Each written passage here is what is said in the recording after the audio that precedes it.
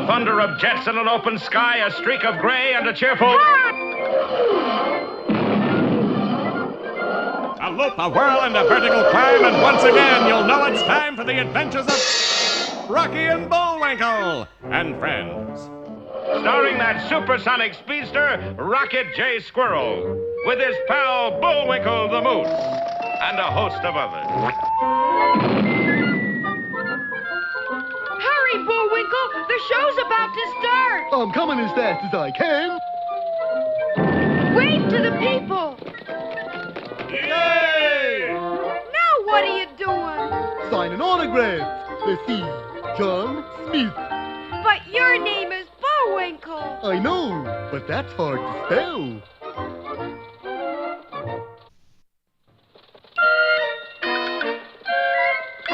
We're gonna have a lot of fun!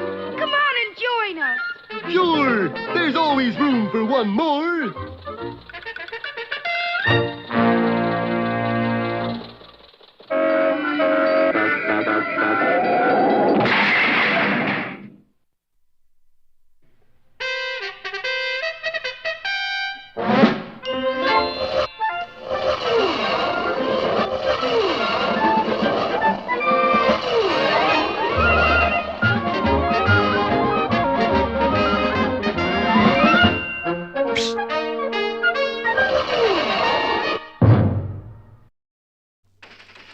When our last marrow-freezing episode reached its nearly unbearable climax, our two principals, Rocky and Bullwinkle, were hurtling purposefully toward what they thought was Washington, D.C. Now, let's see, Rock. What were we gonna do in Washington? Gosh, Bullwinkle, you forgot already? We're gonna file for statehood for Moosylvania. Oh, that's right. That way Moosylvania can set an example for Texas. But what Bullwinkle and Rocky didn't know was that they were streaming straight for Butte, Montana, which had been cleverly disguised as our nation's capital by no one else than Boris Badenov and his femme fatality, Natasha. Wait till Moose and Squirrel see authentic, artificial, simulated fake capital. But, darling, why you do this? If Moosylvania becomes a real state in real Washington, we lose chance for distribution rights for evil. It's clear, Boris, precious monster, but why you put Frankenstein on top of Capitol Dome? And while Boris erected the sham Washington, D.C. as a part of a truly sinister scheme, the citizens of Butte, Montana scarcely took notice. Hey, Merle, some nut come a-running in here and asked me if I'd wear the Supreme Court robe.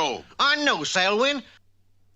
I used to just want to hit you in the mouth. Now I want to impeach you. The nerve of that feller, Mother, bending our antenna like that. Now Channel 4 don't get nothing but the presidential press conferences. Don't move, Dad. He told me I was the new curator of the Smithsonian, and now I'm putting you on display with that old typewriter. At that identical moment, Rocky and Bullwinkle were nearing their mistaken destination. Gee, Bullwinkle, our nation's capital off there in the distance. Doesn't it give you a special feeling? Yeah, Rock. Almost like the feeling I got first time I saw Butte, Montana. Yeah, just look at that gold dome.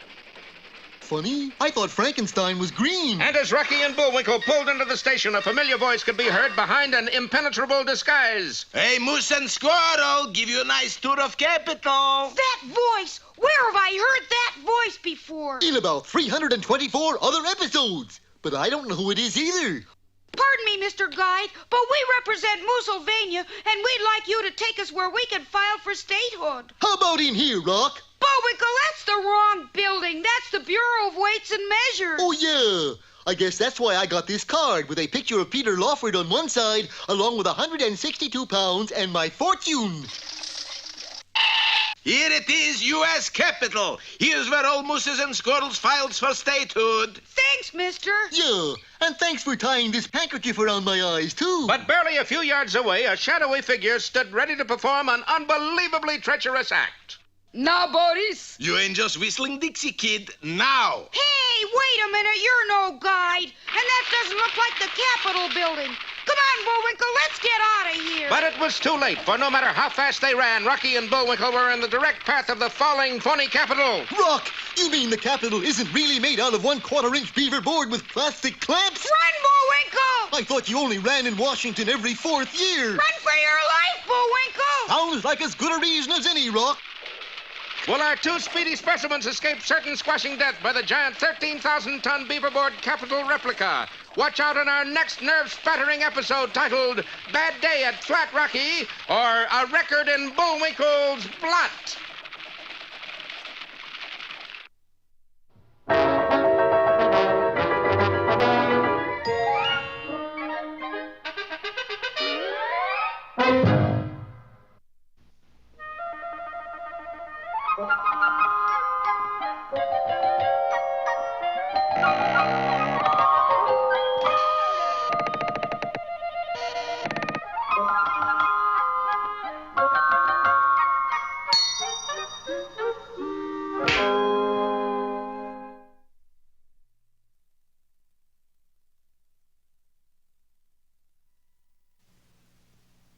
Once upon a time, in the little town of Daniels on the Rocks, there lived a beauty and a beast. Oh, I'm not really a beast. Actually, I'm a prince. But I'm all fussed up like this because of witchcraft. Please. But ugly as he was, he could once again become handsome just by being kissed by a beauty. Kissed? Oh, so that's the bit. Just get kissed by a... Man, it's not as easy as it sounds. That was probably the wrong girl anyway. And so the beast set out to find the beauty whose love would break his magic spell. How do you do, miss? I'm not really a beast, but a prince. The victim of... You're no prince. And you're no beauty either. Boy, that's what I really needed.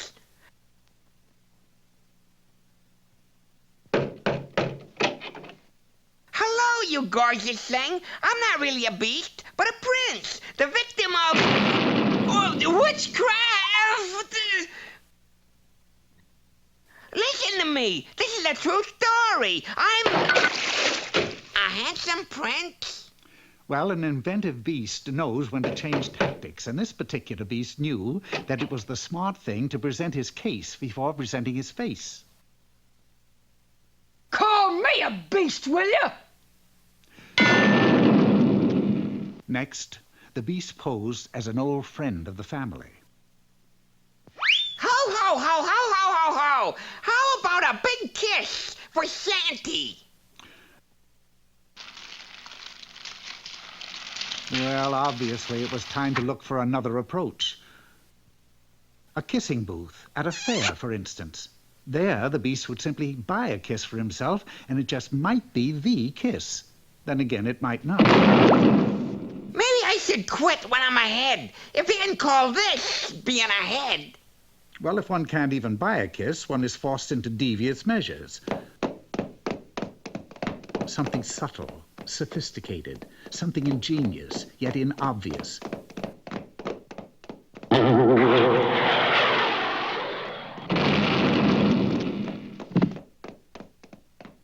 Fortunately for the beast, there was a wedding taking place in a nearby garden. A natural. The beast simply had to stand in line with the other guests and kiss the bride.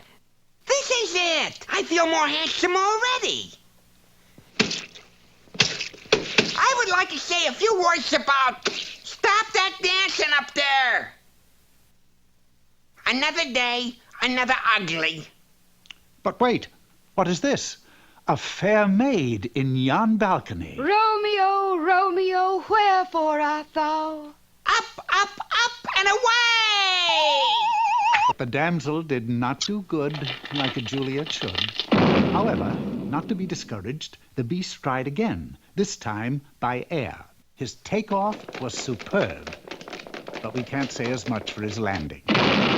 Jousting was an old favorite sport in fairy story days. After the joust, the winner usually threw a rose to the lady of his choice, who, in return, would reward him with a kiss. This seemed like a perfect opportunity to the beast, so he threw the rose, it was high and a little inside, and made ready to receive his reward. But instead, the next good prospect for a kiss was on the edge of disaster as the beast happened by.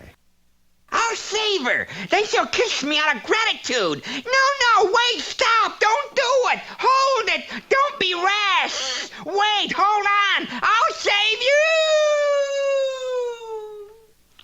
Well, eventually, even a beast gets discouraged. I'm just a no-good beastnik. So the next time he met a beauty... Hello. Hello. Here, hit me. Go ahead, sock me good. Say all do.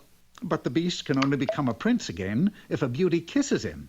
The real beauty, black of hair, Black of hair, red of lips, red of lips, fair of skin. fair of...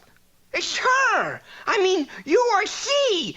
This is the one. Kiss me. Better try again, baby. That one didn't take.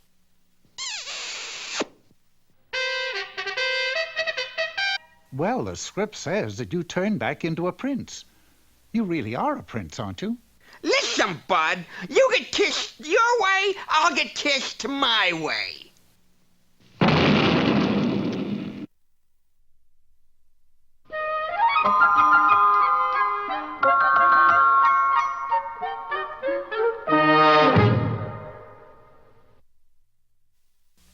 For all you wise men who wish to become wiser, here is Mr. Know-It-All. Hello, wise guys. Today's dissertation is provocatively subtitled, How to Remove a Mustache Without Getting Any Lip. Now, you can't shave a mustache unless you have a mustache. Yes, sir. What can I do for you? I would like a mustache to go. Which kind you prefer, the $1,000 type or the $999 type? Actually, I'd like something right in the middle, say around $1.50. I'm sorry, but we only sell expensive mustaches. As you can see, the average mustache remover is bound to run into an occasional obstacle. Yes, sir. I'd like a loan. Any collateral? What'll you give me for a flying squirrel? Say around $1,000. Just what I need. Where do I sign? This is a stick-up. Doggone pen. Doesn't want to give any ink.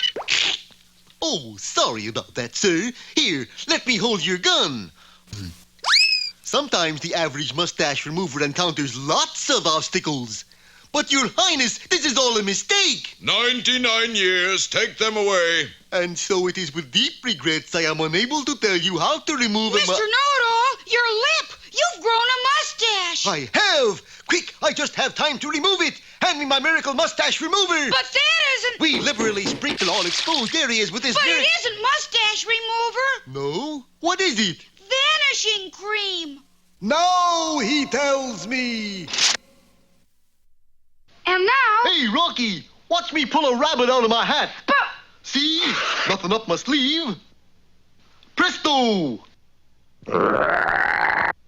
Wrong hat. And now it's time to meet Mr. Peabody.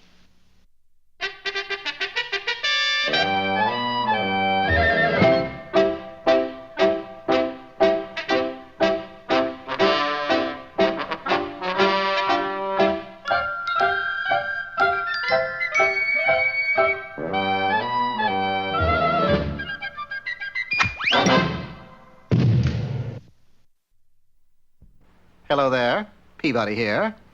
And this is the Wayback Machine for traveling through time. And this is my boy, Sherman. Speak, Sherman. Hello. Good boy. And today we visit Napoleon. No kidding, Mr. Peabody? I never kid, Sherman. Time? About 1810. Place? Paris. The Wayback was working beautifully. We were teleported right into Napoleon's chambers. He wasn't exactly dressed to receive visitors. Who is there? Oh, you are from the Secret Service? Why, sire, is something amiss? Of course, they are gone. What are gone? The Imperial braces. Huh? The Emperor means his suspenders are missing. Oui. But why are they so important? Because they hold up my pants up. Crushing logic, sire. You can't be an emperor without suspenders? Of course not. If I try to draw my sword, see, I cannot order the troops forward. I cannot even salute. And as for making a speech, impossible. Well, why don't you get another pair? Because I am the emperor. I must wear only the imperial suspenders. Sire, who besides you has access to your wardrobe? Only my ever-faithful servant, Pierre Lecomo. And where is he? Come to think of it, I haven't seen him lately. Find Pierre and you'll find the missing suspenders. But where? There! Yes, through the palace window, Sherman had spotted a skulking figure moving toward the gate. Come on, Mr. Peabody. My dear boy, I'm a genius, not a track star. He went this way, toward the docks. In a trice, we were on the docks. Look, that ship's leaving. We'll lose them.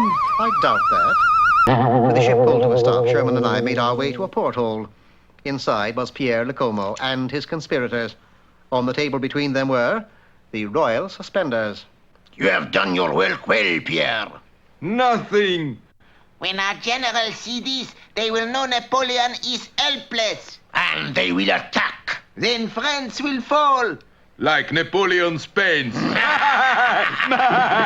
But, Pierre, the table is moving. How come? It's simply the rolling of the ship, gentlemen. Yes, it's the rolling of... What?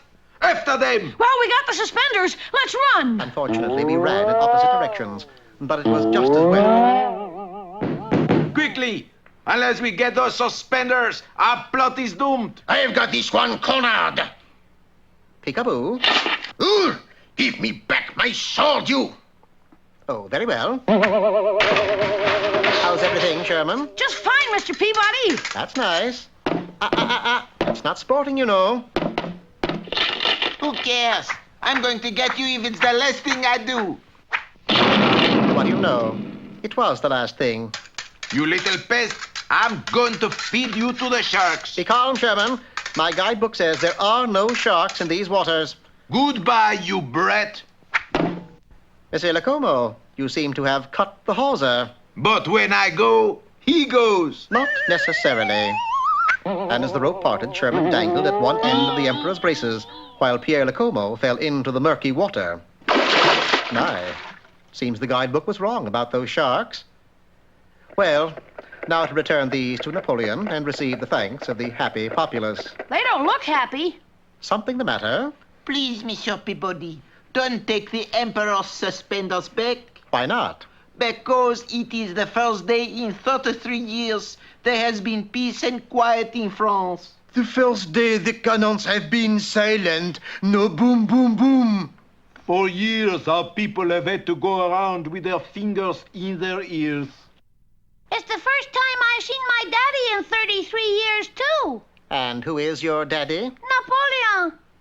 Well, we had kept the suspenders from falling into the hands of France's enemies, but there really didn't seem to be any reason for returning them to Napoleon either. And so we didn't.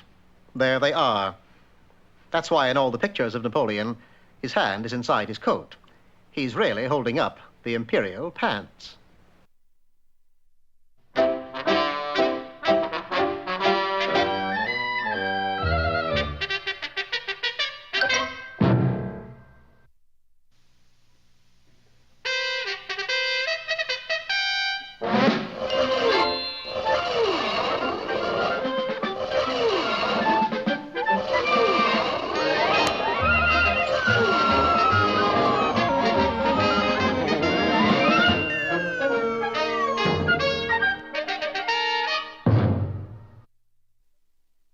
In our last spleen-shaking episode, our two Moosylvania mentors had journeyed to what they thought was Washington, D.C., but which was actually just Butte, Montana, which had been sinisterly disguised by, you guessed it, Boris Badenov and Natasha. Now, Boris Crowell, sweetie. Now. Faster, Bullwinkle, faster! What? And get arrested for impersonating a jet?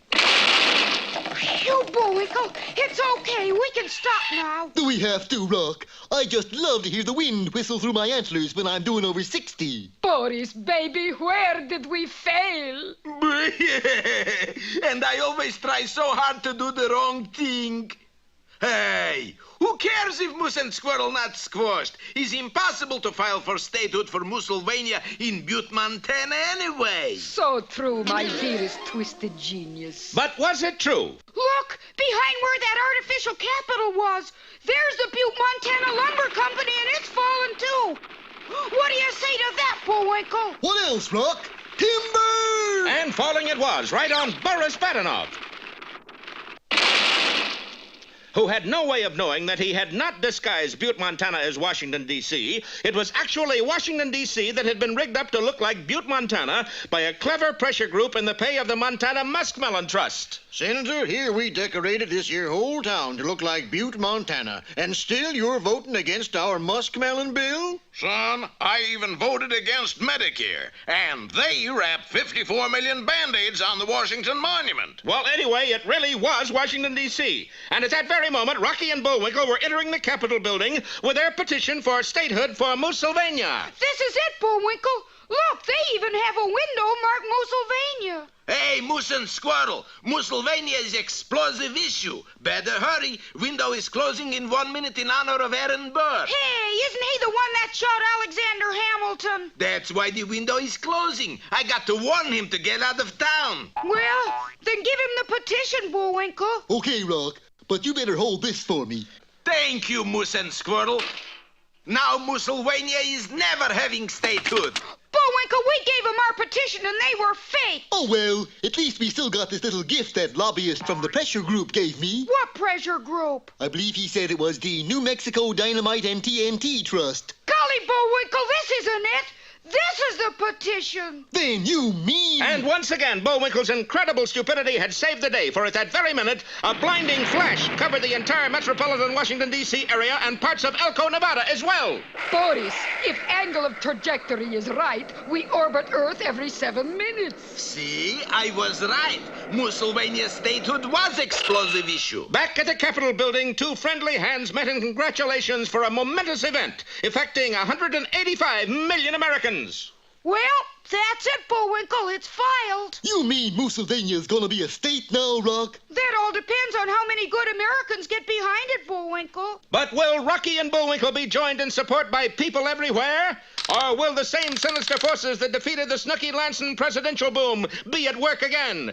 Perhaps we'll find out more in further adventures of Rocky Squirrel and Bullwinkle J. Moose.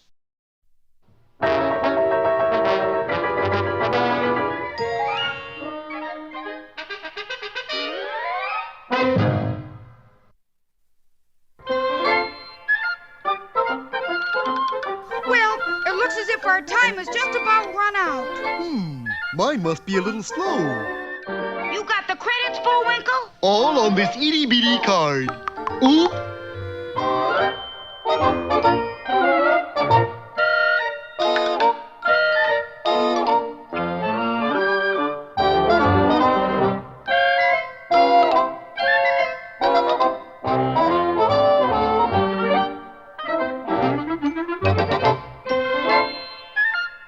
We're late again, Bullwinkle. Right! Bye now. See you next time.